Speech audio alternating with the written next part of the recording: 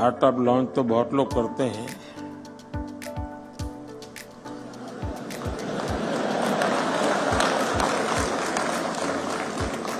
Politics में तो ज्यादा।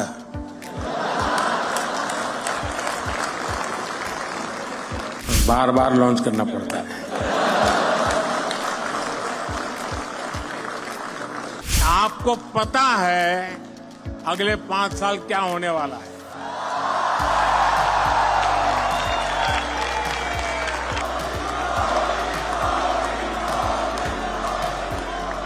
थोड़ा अंदर की बात बताता हूं, मीडिया में नहीं जानी चाहिए। मैंने सरकार में एक बार कहा आकर के, नया नया यहाँ आया था दिल्ली, यहाँ का कल्चर का ज़्यादा पता नहीं था मुझे, बाहर का व्यक्ति था। तो मैंने सरकार से कहा, मैंने कहा ऐसा करो भाई, तुम्हारे यहाँ ऐसे प्रॉब्लम डिपार्टमेंट पे जो लंबे समय से अटके पड़े हैं, लटके पड़े हैं, तुम लोग कोशिश कर रहे हो लेकिन सॉल्यूशन नहीं आ रहा है, ऐसे आइडेंटिफाई करो। मैं देश के नौजवानों को एक प्रॉब्लम दूंगा, उनको कहूंगा हैकेथॉन करो और इसका मुझे सॉल्यूशन दो।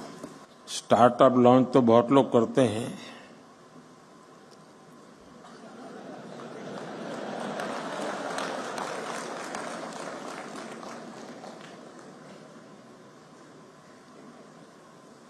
और पॉलिटिक्स में तो ज्यादा।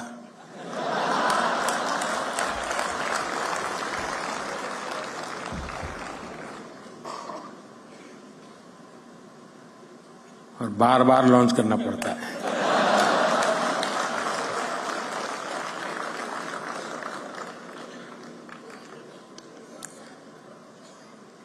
आप में उनमें फर्क ये है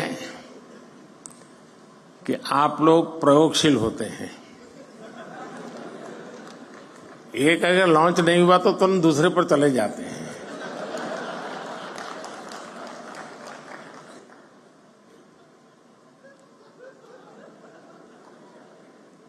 क्यों भाई, पीछे देर हो गई?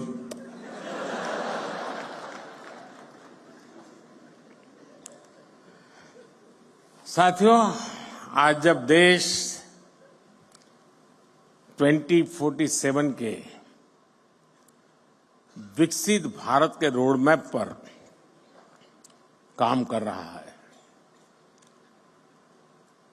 ऐसे समय मुझे लगता है कि ये स्टार्टअप महाकुंभ का बहुत महत्व है।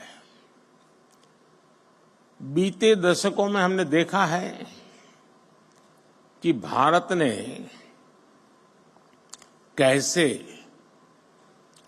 आईटी और सॉफ्टवेयर सेक्टर में अपनी छाप छोड़ी है। अब हम भारत में इनोवेशन और स्टार्टअप कल्चर का ट्रेंड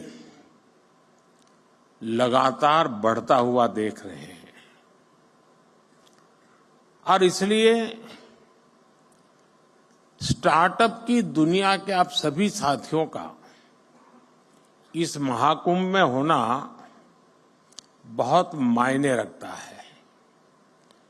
और मैं बैठे बैठे सोच रहा था कि स्टार्टअप वाले सफल कैसे होते हैं, क्यों होते हैं, वो कौन सी उनके अंदर एक जीनियस एलिमेंट है जिसके कारण ये सफल हो जाते हैं।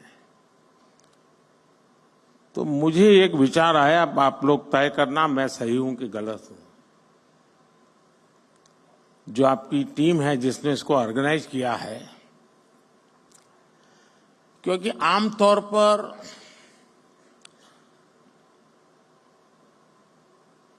सार्वजनिक जीवन में, उद्योग जगत, व्यापार जगत में कोई भी निर्णय होता है तो उसका संबंध सरकार से होता ही है,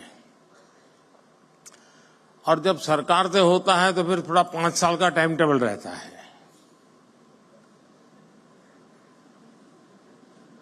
धीरे धीरे पहुंच रही, इधर से शुरू हुई है।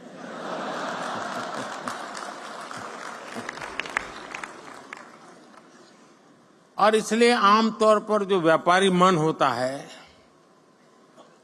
वो सोचता है, यार चुनाव का वर्ष है, अभी रहने दो, एक बार चुनाव हो जाए, नई सरकार बनेगी तब देखेंगे। ऐसा ही होता है ना। लेकिन आप लोग इलेक्शन डिक्लेयर हो चुका है, उसके बावजूद भी इतना बड़ा कार्यक्रम कर रहे हैं।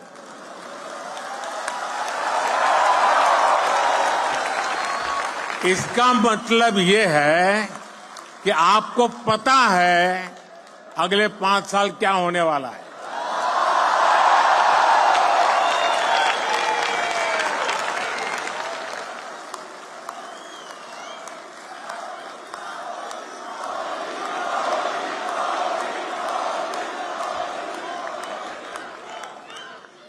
ये जो मैं सरकार में काम करता हूं,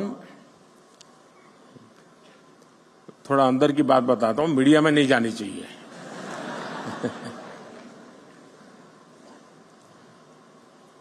मैंने सरकार में एक बार कहा आकर के, नया नया यहां आया था दिल्ली, यहां का कल्चर का ज्यादा पता नहीं था मुझे, बाहर का व्यक्ति था। तो मैंने सरकार से कहा, मैंने कहा ऐसा करो भाई, तुम्हारे यहाँ ऐसे प्रॉब्लम डिपार्टमेंट में जो लंबे समय से अटके पड़े हैं, लटके पड़े हैं, तुम लोग कोशिश कर रहे हो लेकिन सॉल्यूशन नहीं आ रहा है, ऐसे आइडेंटिफाई करो और मैं देश के नौजवानों को ये प्रॉब्लम दूंगा, उनको कहूंगा हैकेथॉन करो और इसका मुझे सॉल्यूशन दो। तो खैर हमारे बाबू लोग तो बहुत बहुत पढ़े लिखे लोग रहते हैं। तो साहब उसको कोई जरूरत नहीं, हमारा 20-20 साल का अनुभव है। अरे मैंने कहा यार भाई क्या जाता है। शुरू में मुझे बहुत रेजिस्टेंस था, क्योंकि कोई मानने को तैयार नहीं था कि हमारे यहाँ कुछ अटका हुआ है, हमारे यहाँ कुछ लटका हुआ है, हमारे यहाँ रुका हुआ, कोई हमारे सब नहीं साहब सब बहुत बढ़िया चल रहा है। अरे मैंने कहा भाई बढ़िया चल रहा है तो भी तो दो, वैल्यू एडिशन होगा। अच्छा नहीं होगा तो वो देखेगा कि क्या बढ़िया है, जाने दो ना बाहर।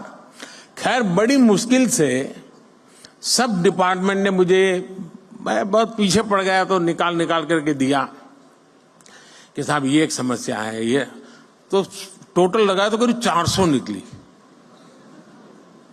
अब वो तो शायद मुझे लगता है 0.1% भी नहीं बताया होगा।